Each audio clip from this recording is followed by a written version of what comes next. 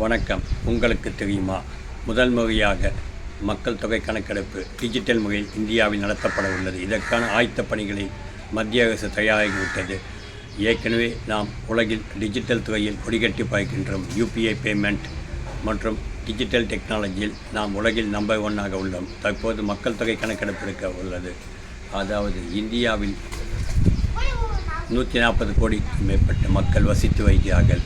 இவர்களை கணக்கெடுப்பு பணிக்காக மத்திய அரசு 3 லட்சம் ஊழியர்களை ஈடுபடுத்த உள்ளது. மேலும் இதற்காக பிரத்யேகமாக வெப்சைட் தொடங்கப்பட்டுள்ளது. இந்த வெப்சைட்டில் நாமே நம்முடைய பெயரை சேர்த்துக்கொள்ள முடியும், அல்லது நம் குடும்பத்தை சேர்ந்த பெயர்களை சேர்த்துக்கொள்ளலாம். இது மெயின் சர்வரில் அப்டேட் ஆகிவிடும்.